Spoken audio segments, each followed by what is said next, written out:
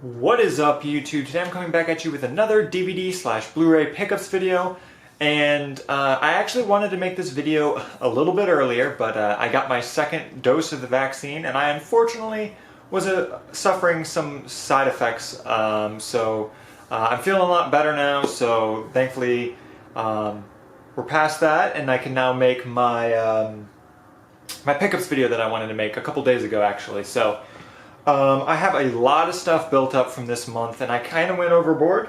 I have 15 different things, only 2 of which are DVDs, so it's mainly Blu-rays, and I've got a wide variety of content here. I've got some Disney stuff, I've got some stuff I've seen, stuff I haven't seen, some comedies, some foreign stuff, some Criterions.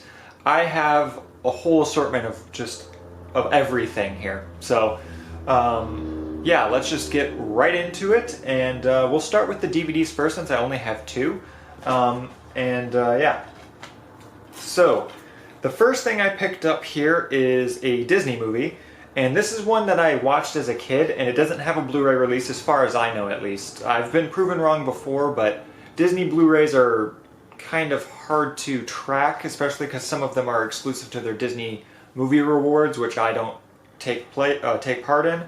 So it's kind of hard for me to know if this has a Blu-ray, but I'm pretty positive this one does not have a Blu-ray, and that is Tall Tale.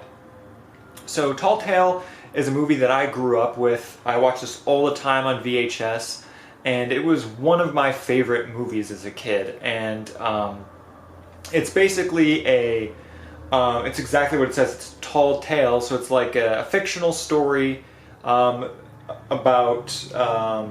Old West legends, essentially, and it's got Patrick Swayze in it. It's got a pretty decent cast, and it's actually really well shot for a Disney, like, straight-to-video movie. I don't know if it was actually straight-to-video, but it really feels like it.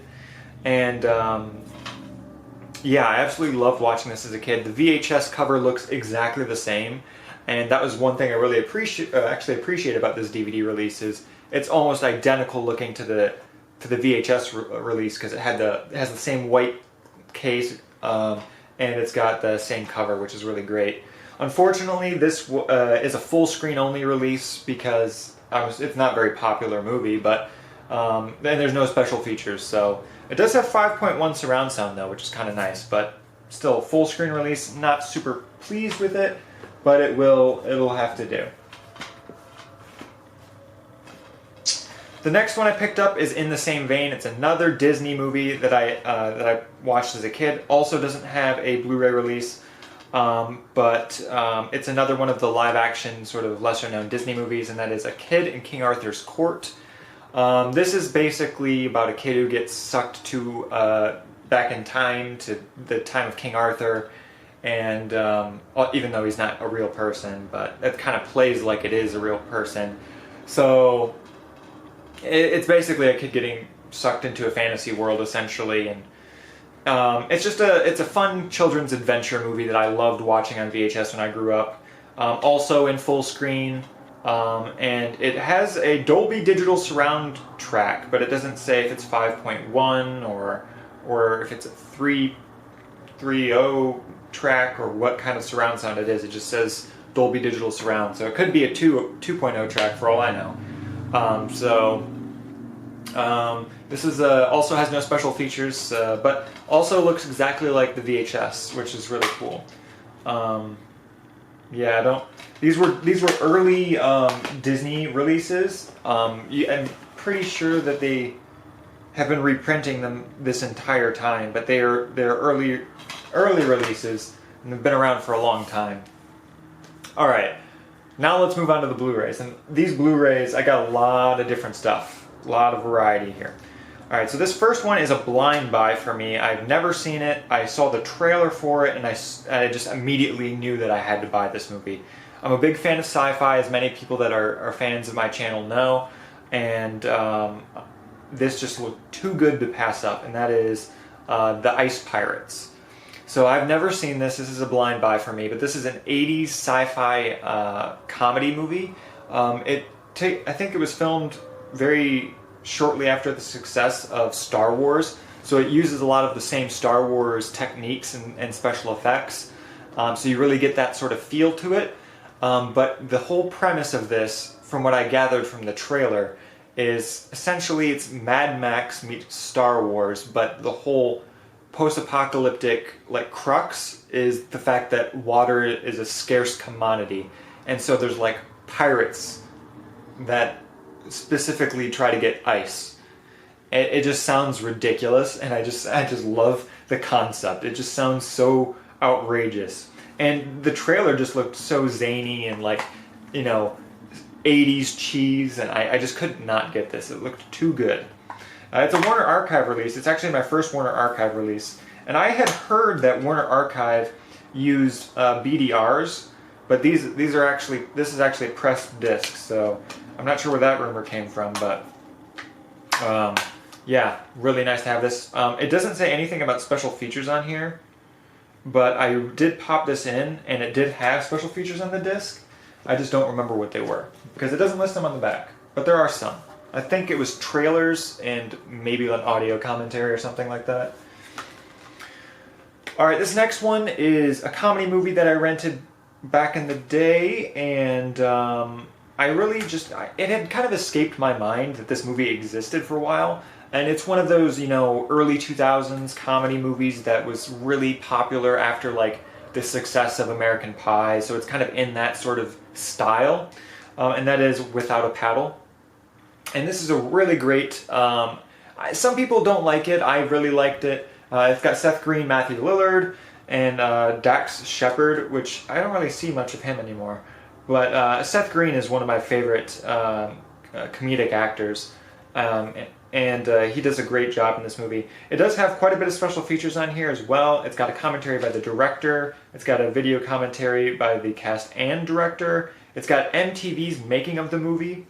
It's got 13 additional scenes with commentary and 6 MTV interstitials, which I'm not sure what that is, but yeah, it seems like MTV played a heavy role in this movie. I never knew that, but apparently they did. But yeah, it's a Paramount release, so you know, you get your standard blue Paramount disc. But yeah, happy to have that one in the collection. It's a pretty decent comedy movie. I liked it when I watched it. This is kind of a blind buy, this next one. It is and isn't. I bought this mainly for one movie, but I'll explain a little bit in a second. So I bought the Lost Boys trilogy on Blu-ray. So first off, I didn't even know there were sequels to the Lost Boys, and that just really blew my mind that there were sequels. And they came out. The first sequel came out in 2008, and the second one came out in 2010. And I had never heard of the other two. So, all right. So the reason why I picked up the triple pack of this is, number one, I love me some triple packs. When I can get more movies in one pack, especially if they all have their own disc, I love that.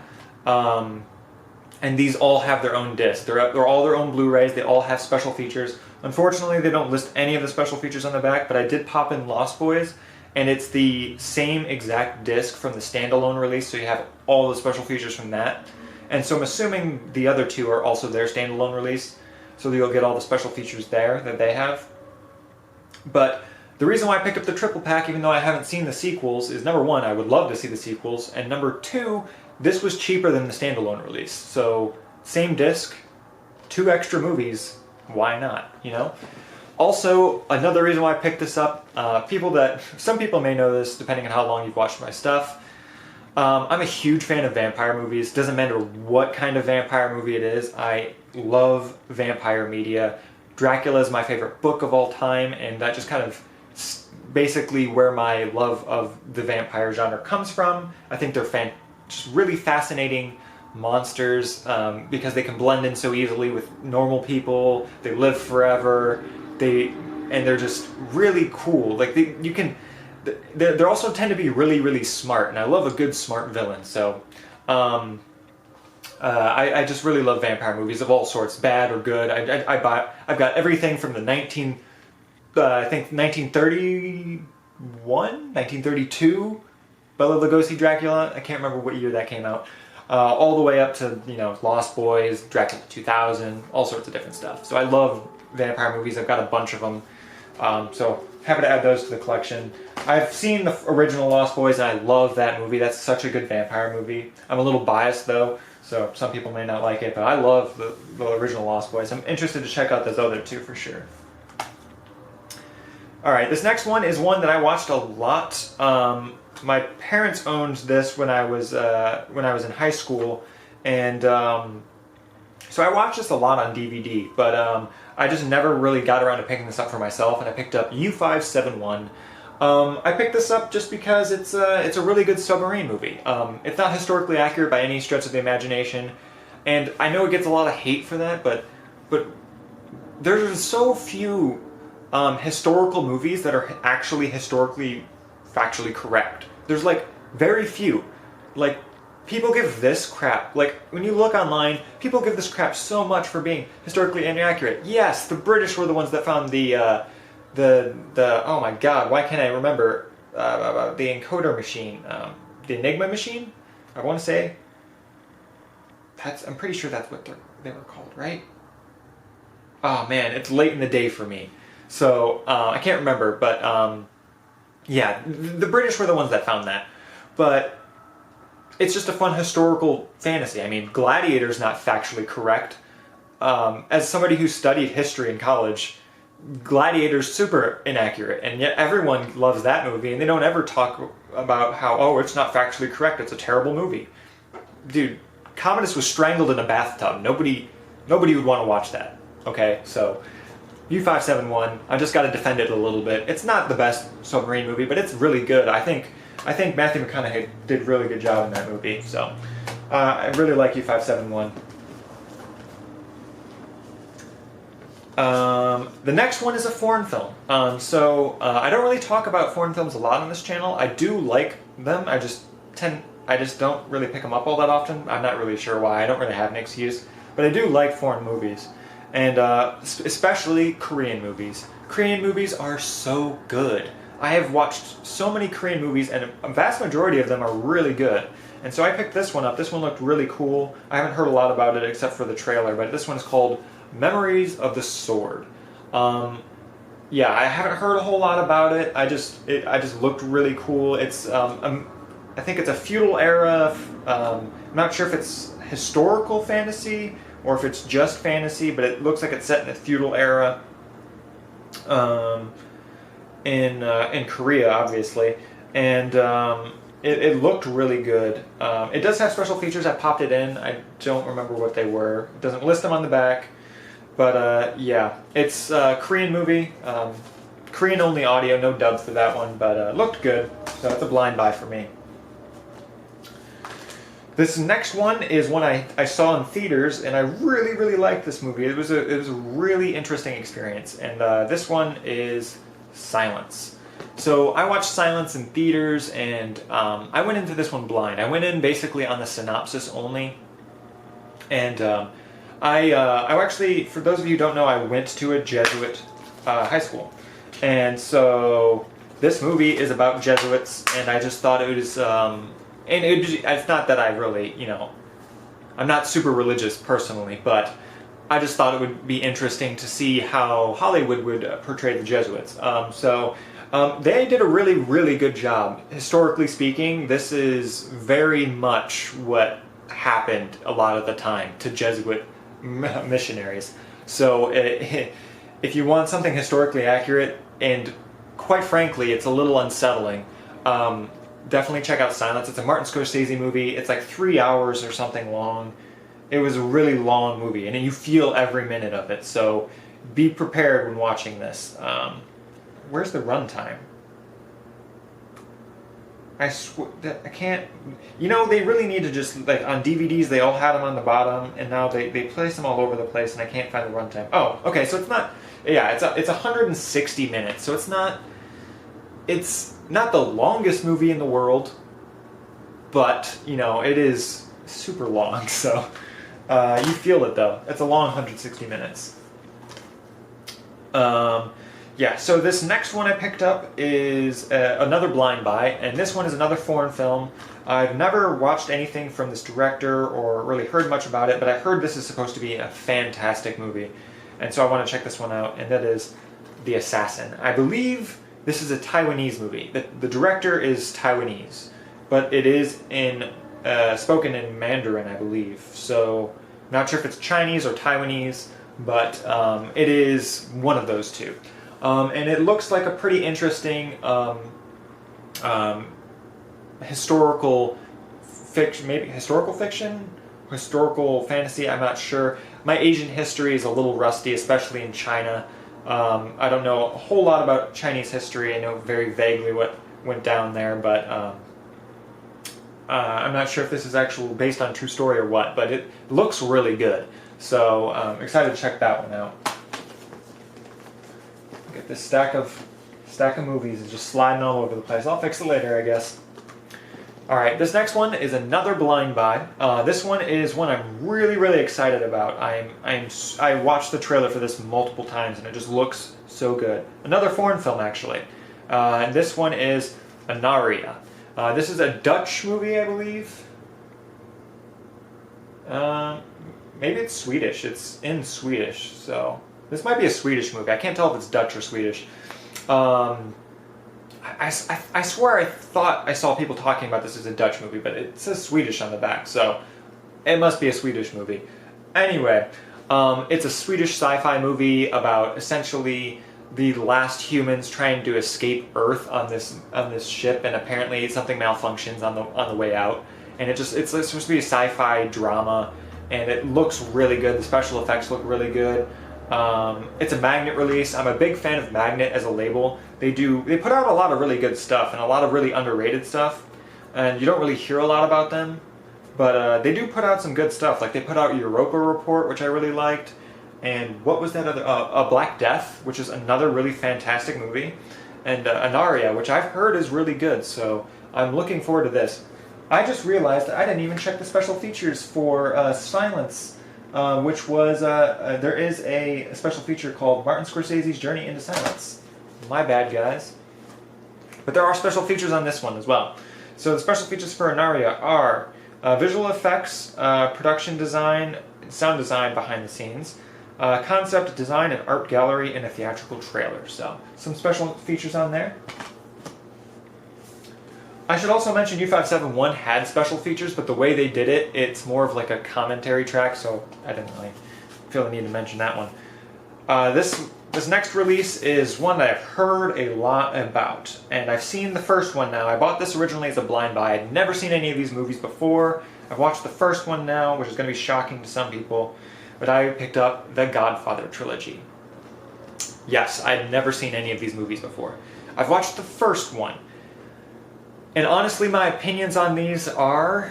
I've only seen the first one now, so just keep that in mind, but so far I think it's overrated. I've heard so many people tell me these are the best movies of all time, and these are by far the best movies that will ever be made. The first movie was good.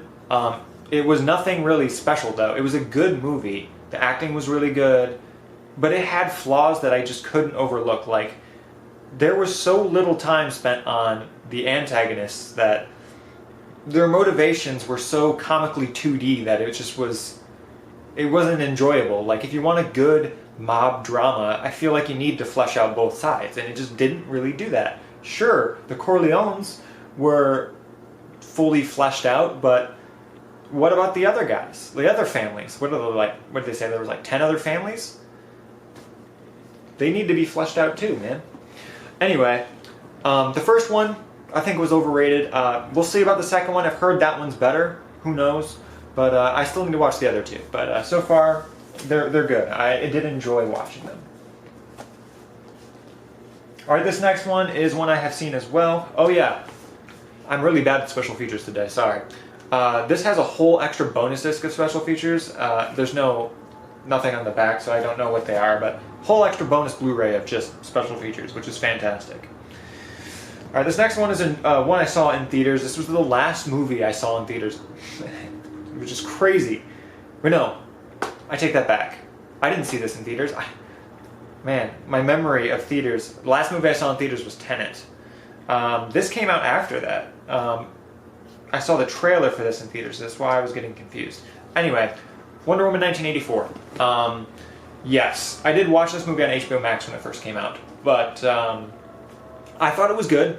I didn't think it was terrible. It wasn't the best DC movie in the universe, but I thought it was alright. It was enjoyable. It's one I'd probably rewatch, not the worst. Better than Suicide Squad, better than the original Justice League, but it's okay. It was an okay superhero movie.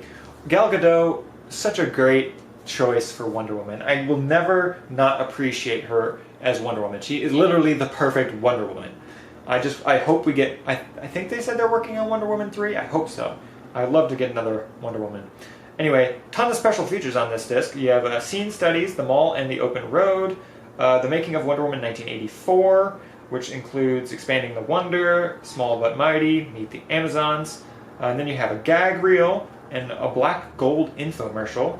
You have Wonder Woman 1984 Retro Remix, which I'm not sure what that is, but that sounds cool. I want to check that out. You have Gal and Kristen, Friends Forever, Gal and Chrissy, Having Fun. So, a lot of different special features on here. I have checked out one of them, which I believe was the breakdown of the open road scene. So, yeah, really cool. Alright, this one is going to be another controversial one. But, yes, I had to get these in my collection. So, as I said before, I'm a huge fan of vampire movies, and that includes all vampire movies. Doesn't matter how good or bad they are, I just love vampire movies. I picked up the Twilight Saga on Blu-ray. I know, some people don't like them. Personally, I think they're hated on to an excess. These aren't terrible movies. Overly dramatic? Maybe. Terrible? No. No. These are fun to, they're entertaining. They are, obviously they're over-dramatic melodramas, which, I mean, it's a teen movie, come on. I do think it's an interesting take on the vampires, though, because people really like to hate on these because, oh, sparkly vampires, which, yeah, they're sparkly vampires, but you have to give it credit. Up until this point, people were really not taking any risks with the vampire medium. It was always just, you know, fangs. Other than, like, Lost Boys and maybe Buffy, they had the, you know, the prosthetic eyebrow thing going on. But, I really just like how different the vampires were in this. They were a nice little change. Overall, though, these aren't, like, my favorite vampire movies. I will rewatch them, and I actually did rewatch the first one recently. Another reason why I picked this up, though, is these came out when I was in high school. And every single girl I knew loved these movies. So I went on a lot of dates with these movies. So there's kind of a nostalgia factor to these. And the last one, Breaking Dawn Part 2, that was one of the first movie dates I had with my now fiance when we were in high school. So when did that come out? Maybe that was after high school. No, 2012. 2012, that was... I might have... No, because... Yeah, no. So this would have been a year after high school. Anyway. Yes. Yeah, that was like one of our first movie dates, and I will always remember the theater experience of Breaking Dawn Part 2, because it was literally one of the best experiences I ever had, and just one of the most memorable movie experiences because of this one part. So, spoiler warning if you've never seen these movies, but I'm going to spoil the ending for you real quick. In the scene on the final climactic battle, after all the you know, the fight goes down, people are killed, main characters are being killed everywhere, and you're losing your mind, because this is like really crazy for this series, because this doesn't happen in this series. And then it zooms out, and it turns out it was an all-of vision the whole time. I will never forget that, because my jaw dropped, because I did not expect a twist like that, because I had never read the books. But I will never forget, there was a guy who was a couple rows down in front of me, who was there with somebody, someone was there with them, but he stood up and literally went, "What the fuck?" And I will never forget that, because that was just epitomized what I was thinking in that moment. I will never forget that. Oh, it was so good. Yeah, such a great, memorable experience. I'll move on. All right, these last two are Criterion releases, both of which I have not seen. So, the first one is one that I'm really interested in. It is On the Waterfront with Marlon Brando. I really wanted to check this one out because there's so many lists out there of the best actors to have ever lived, and Marlon Brando is constantly at the top of them. So I wanted to check out what his best performance was, which constantly is this one. This one, Best Picture, and I've heard people say that this is what changed acting and movies going forward. So there's a lot to live up to in terms of the hype. It's a Criterion release, so that's packed full of special features. You get a whole booklet in here with essays about the movie and stuff like that. But you also have a whole bunch of special features. You've got first you've got the 4K restoration of the movie. You have audio commentary with the authors Richard Schicknell and Jeff Young. You have a new conversation between filmmaker Martin Scorsese and critic Kent Jones. You've got an hour-long documentary, a new documentary on the making of the film with featuring interviews with scholar Leo Broadley, David Thompson, and others. New interview with actor Eva Marie Saint. Interview with Elia Kazan from 2001. Contender, Mastering the Method, a 2001 documentary on the film's most famous scene. New interview with Longshoreman Thomas Henley, an actor in the film. New interview with author James T. Fisher about the real-life people and the places behind the film. A visual essay, and another visual essay on the aspect ratio, which is another interesting thing, and a trailer. Also, you get, this movie is presented in 3 aspect ratios in this set. So you get the standard one, which is 1.66 by 1. Then you get the 1.85 by 1, which is the normal widescreen.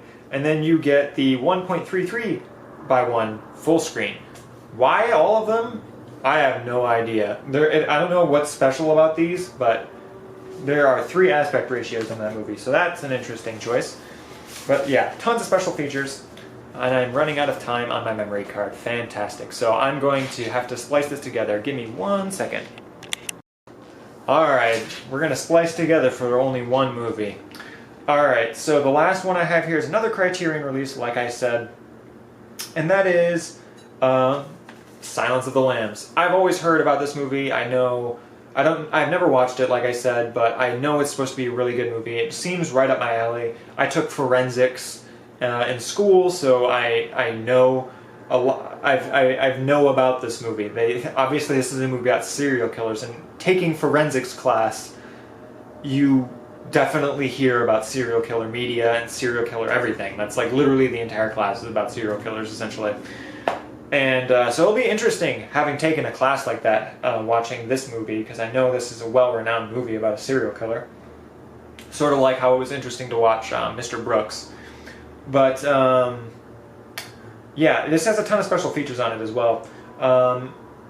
This has the new 4K digital restoration approved by the director with the original 2.0 surround mix, which is really cool. Alternate 5.1 surround mix is also available if you want that. You have audio commentary from 1994 featuring Jonathan Demme, Jodie Foster, and Anthony Hopkins. Oh, and screenwriter Ted Talley, and a former FBI agent. So that's a lot of audio commentary. You have an interview with a film critic. 38 minutes of deleted scenes, which is a heck of a lot of deleted scenes. Interview from 2005 with Demme and Foster. You have 4 documentaries featuring hours of interviews with the cast and crew, behind-the-scenes featurette, storyboards, trailers, plus the book with all the essays and stuff like I mentioned before. So, really feature-packed release. I love Criterion releases. There are so many special features. And for those of you who don't really know this, I watch the special features. For instance, let's take a moment to talk about the Twilight set one more time. I recently wasn't sure how many special features were going to be on this release, but they all have a ton of special features. The original Twilight, which I popped in the special features after watching the movie again, I think there was 45 minutes of special features. I watched them all, and it's really fascinating because it really lets you appreciate the movies more. Not just for Twilight, but I'm talking like all special features for all movies. It helps you appreciate the process and give you a better understanding for the movie and stuff like that. For instance, found out that Twilight is mostly all practical effects. There's very little CGI in it. A lot of people criticize the fast walking and the fast running, CGI look. Those were all practical effects. Surprisingly, there was a winch with like a rug thing, and they literally pulled the actors on this like high-powered winch on this rug as they were walking, which was super dangerous at the speed they were going. And it's just really crazy. It's kind of ingenious too. So I just thought that was fascinating. But yes, that was everything I picked up. And for an overview, if those of you skipped around, let me hold up all the Blu-rays here and try to get them all at once. Maybe I'll use this as like the title card or the icon or whatever the heck it's called, the thumbnail. And here are all the Blu-rays I got, as it falls into my face. There's all the Blu-rays. Now let's take these back down into 2 stacks, and the 2 DVDs. So let me know what you guys think in the comment box below. If you guys have any recommendations for me, please let me know. For those of you who aren't aware, I know my last video didn't do well. It was an experimental video, I know. And it didn't get the traction that I was hoping, got 0 engagement, so I'm probably not going to do another one. But if you were interested in checking it out, go check that one out. It was a movie recommendation video, and I specifically recommended anime as the genre. Yeah, let me know what you guys think in the comment box below if you have recommendations for me. I love to hear them because I love watching movies. I love to talk about movies, so I try to respond to every comment as quickly as I can. Thank you guys for watching. I'll see you guys next time. Peace.